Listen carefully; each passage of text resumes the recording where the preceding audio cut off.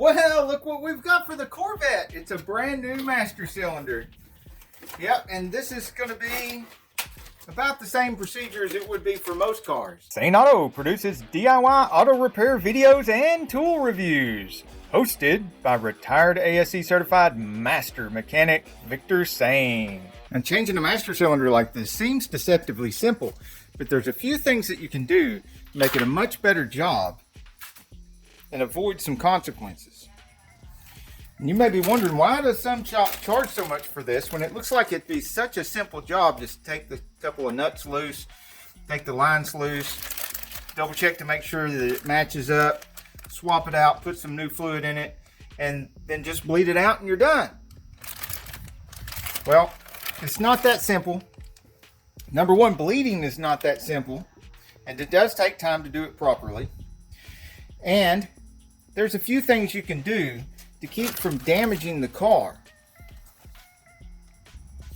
First, you got to dig in the trash a little bit. Don't be too proud. There's good stuff in the trash, like old cardboard. And I like old cardboard because there's brake fluid involved. And you're not going to want to keep or reuse anything that gets brake fluid on it. Brake fluid is very caustic. It is detrimental to anything that it touches. That's why you usually see the paint peeling off down here at the bottom of brake boosters and stuff.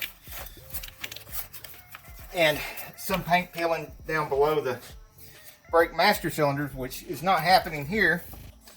And we're going to want to prevent that. This old ATF 1 gallon container I've cut up, and I can use like a drain. So it can drip, and anything that gets past that gets on the cardboard. And I think that should be good enough. Maybe one more piece of cardboard over here. No. Slip it under that way. Hold it. We don't want that brake fluid getting on those wires or any of the wire connectors either. Can you imagine the problems that might cause? And there's relays and stuff under here too. You don't want brake fluid on relays. Okay, I know what to use this cardboard for. To force that drain to stay where I want it. Obviously, you don't want the engine hot when you do this because it's right up against the exhaust. I don't want anything happening to that. All right, looks like we have the area prepped and ready. Now cut a slit in the top of the bag that the new master cylinder comes in, and I'll show you why in a minute. Now, if you're planning on making a career out of this, you might want to get you an expensive set of Matco or Snap-on line wrenches. But if you want a cheaper set that'll actually do the job and do the job well, this Craftsman set is just fine. And I'll put a link in the description of the video.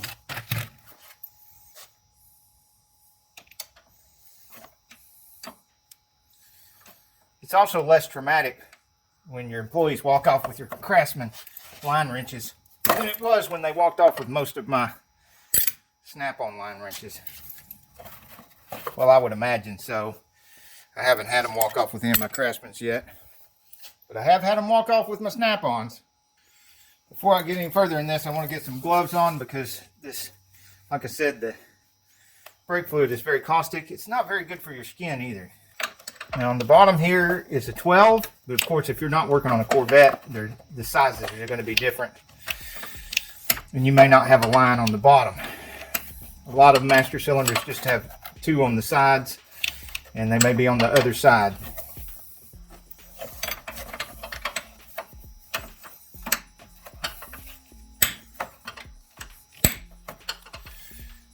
If you're lucky, the vehicle you're working on will have more room for your little drain bucket. You won't have to fidget with it so much. This line fit is going to fight all the way.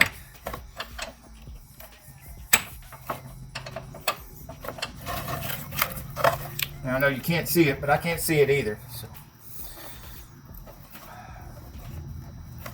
A lot of car repairs just feel and go.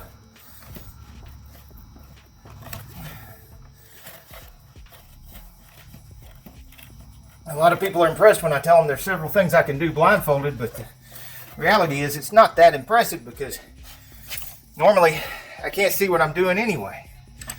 Just feeling around.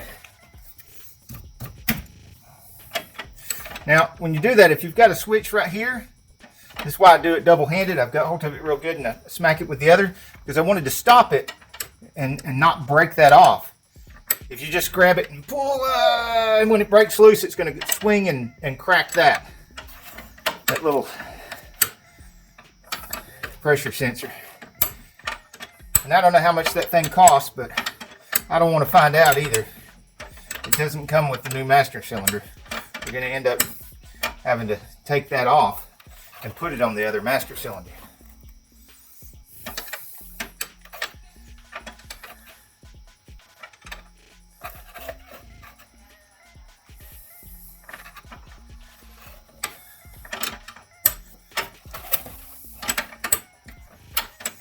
If you had any leaky wheel cylinders or anything like that, it's a good idea to replace them first before you do any of this. Because if they're leaking while these fittings are loose, then air will go down in there. The fluid will come out at your leaky wheel cylinder. And next thing you know, you've got a line full of air. You don't want that. It's hard to overcome. It makes bleeding a long, arduous process. A long, arduous process. All right. Okay. It seems like it'd be a lot easier if we just go ahead and take this off. We're going to have to take it off later anyway.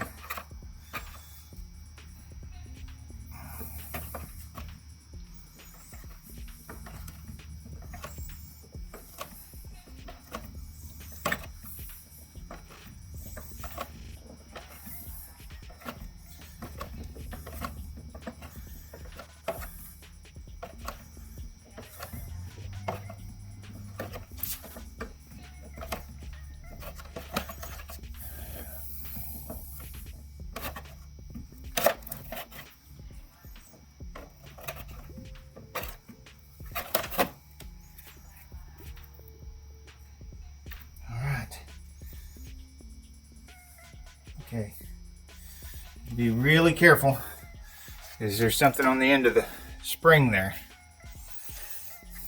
And I'm going to want to clean that before I swap it over to the other master cylinder. I cut off a piece of Scotch-Brite to use for cleaning this off because I like to throw away everything that I've used on a brake repair involving brake fluid. I don't like keeping it around. I may lay it on the stainless table or lay it on the toolbox, or it comes in contact with some kind of tool or something. But we don't want that. What do you think? You think that looks a lot better? I think we can use that.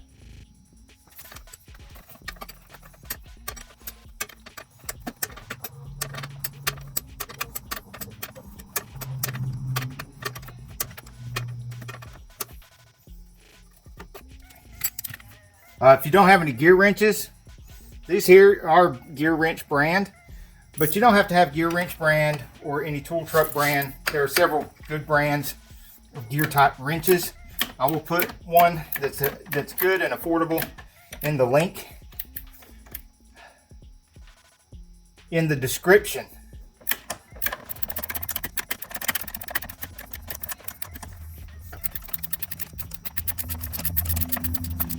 Now, if you're having problems with the brakes dragging or the brakes on all the time, there's an adjustment in here that may be the problem, and there may not be anything wrong with the master cylinder. Usually, it's the opposite problem when you're having to replace a master cylinder, the brakes are, there's either leaking into the booster, or the pedal's leaking down. And it doesn't have to be leaking down all the time. It could be doing that intermittently. Or a soft pedal, those kind of things.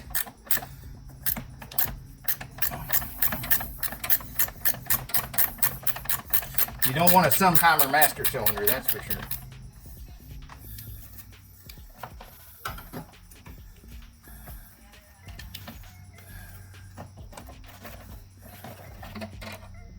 All right.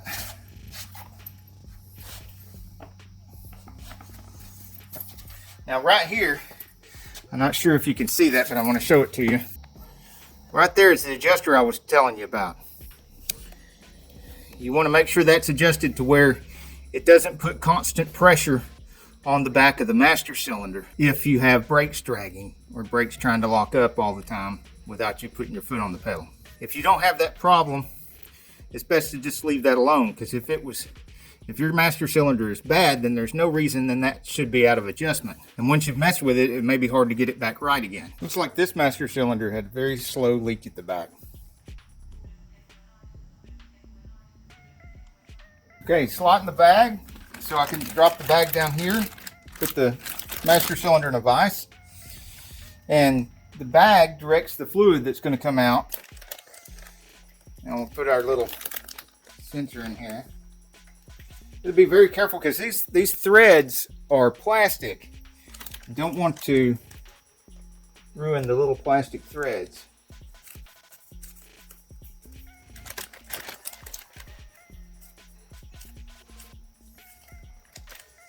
Now, got that in there by hand, and I'm just going to take the pliers and snug it a little bit because, again, it's plastic.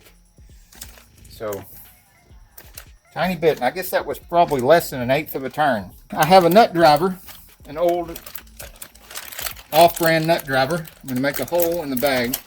I can get that in there and push from the back here and set that aside. We're going to need some brake fluid in here. Bench bleeding this is not going to work without brake fluid.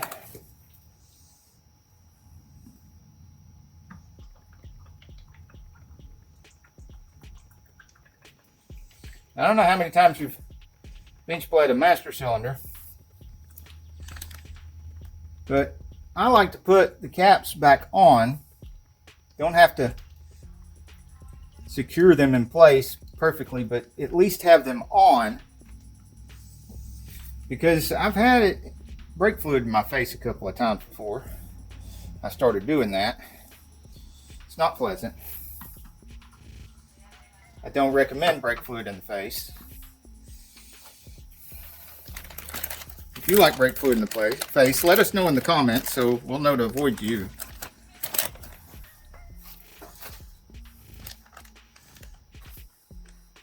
Okay, I've got it pushed in a little bit, and I'm just working it back and forth a little bit.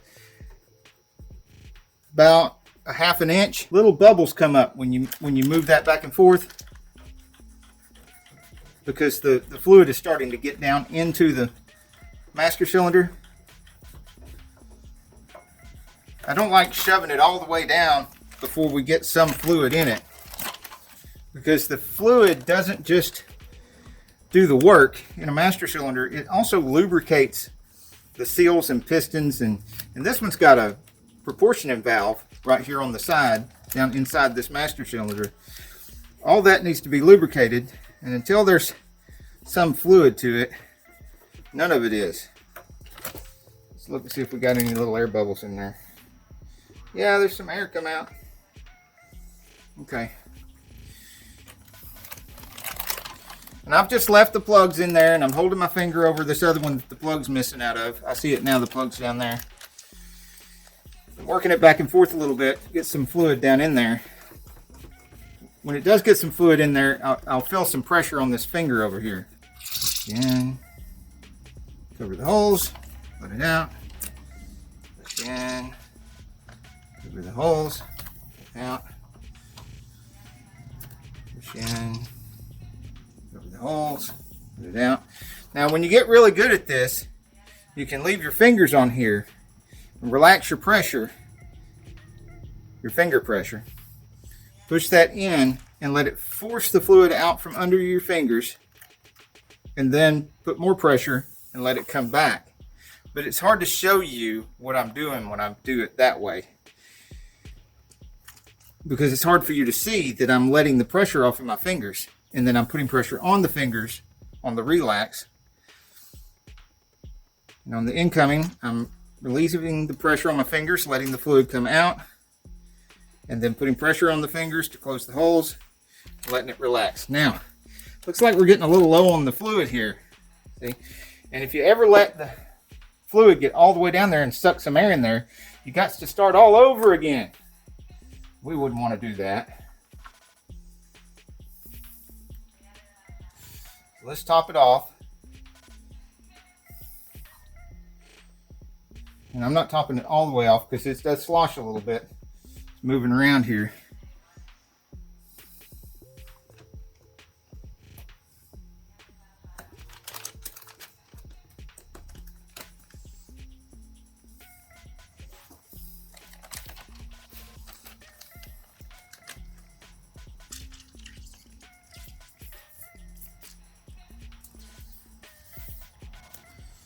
Okay.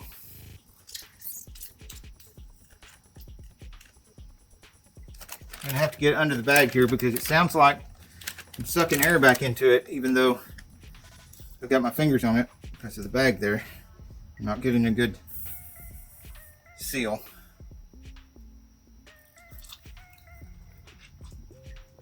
It's getting harder and harder because there's less and less air in the master cylinder. So the resistance is getting to where it feels like it's about ready. But remember, we got one more hole under the bottom there. We need to get the plug out of it.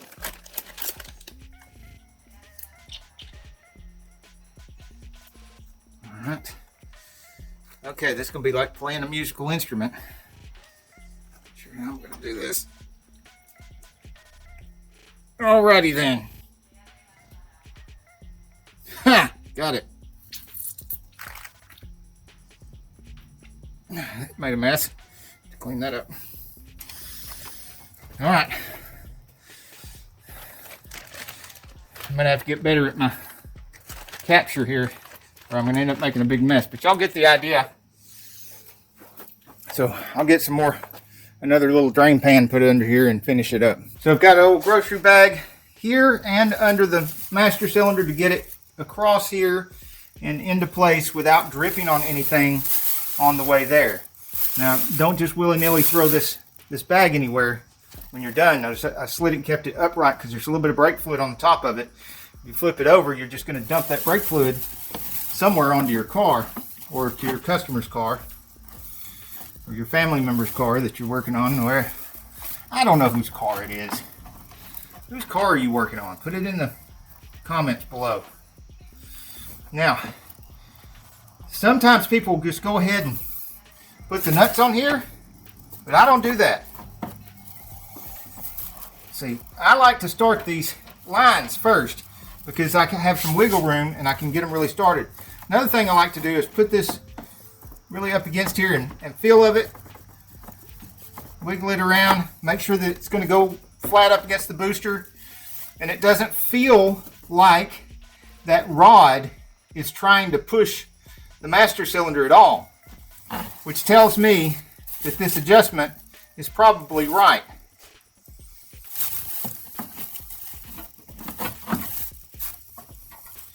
If you put it up against there and it looks like you'd have to take the nuts and pull it up against there to close up a gap, then that rod is probably pushing your master cylinder forward a little bit. And if you had a problem with the brakes hanging or dragging, that was probably why. So let's get this one started on the bottom first because it's the hardest one to get to. Run it in there real good.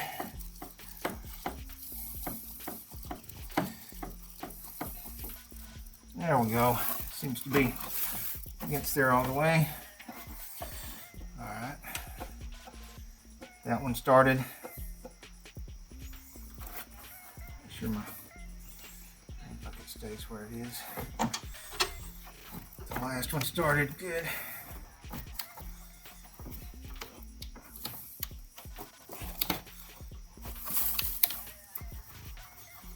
Oh no, that's almost. It almost dumped brake fluid on my upper control arm.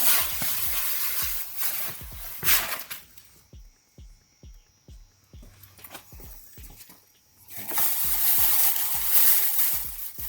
Leave this here just in case. Get some splatter more.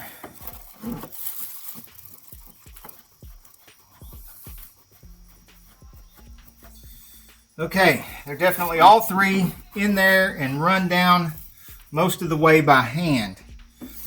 So you don't have to worry about stripping them if you run them all down by hand. If you try to start those with a wrench, you could really cause yourself a lot of trouble. Try not to drop these OEM nuts and lose them because they are lock nuts. It's nice to have those original lock nuts on here.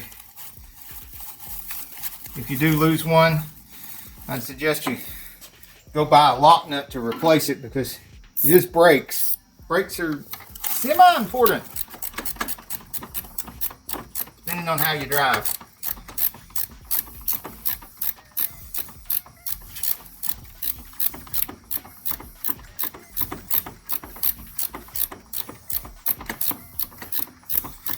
I just noticed that the brake booster here is made in Australia, so shout out to the Aussies. I hope y'all are kicking COVID's butt down there. Give me a little comment below what part of Australia you're in if you're an Aussie.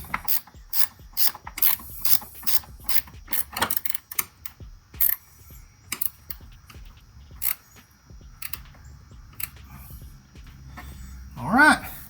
You don't have to be really tight on these nuts here because they're lock nuts. Just good and snug.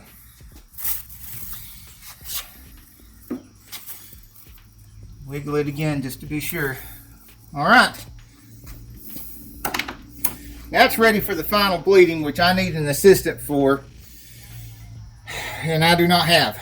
So I won't be able to show you that, but it's pretty much the same kind of thing as what I was doing on the bench, except I'll have somebody inside there pushing on the pedal while I have these loose, and they have them hold the pedal down until I tighten them back up, and then they can release the pedal and repeat. And when I'm done here, I will go to the wheels and I'll loosen the bleeders at one wheel at a time, and I will bleed that wheel until I see bubbles come out, and then I'll bleed it some more until I don't see bubbles coming out, which will require topping these off several times. But once that's done, and I've repeated that at each wheel, all 4 wheels, then there'll be not only new brake fluid in here and a new master cylinder and no air in it, but there'll be new fluid from the master cylinder all the way to each wheel. And that will take as much or more time as what you saw happening here. So if you've been wondering why so many people in shops want to charge so much for replacing what looks like it would just be 2 nuts and a couple of lines, I hope this cleared it up for you. And I hope you can, with a lot more confidence, just go ahead and either do the job yourself, which I do not suggest, because I don't suggest anybody do anything I do on my videos. You could end up burnt, bruised, and bleeding like me. Not only that, but the fluids and everything that I come in contact with, most of them are carcinogens and just generally bad for you. Plus, you can mess up something on your car that costs more than what you started to replace. Either way, I hope it makes you feel more confident either way, whether you want to do it yourself or pay somebody else to do it.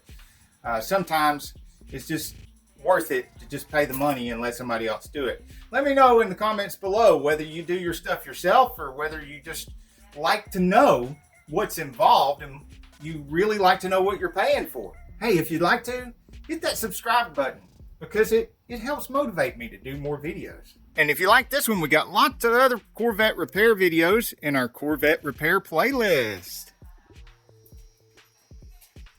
Hey, if you like this video, we got a whole lot more. We got tool reviews, we've got repair videos, we've got show car videos, hot rods, mod rods, you name it. If it's got wheels on it and an engine, it's probably on this channel. So subscribe, like, and binge watch Saneauto. Binge watch Saneauto.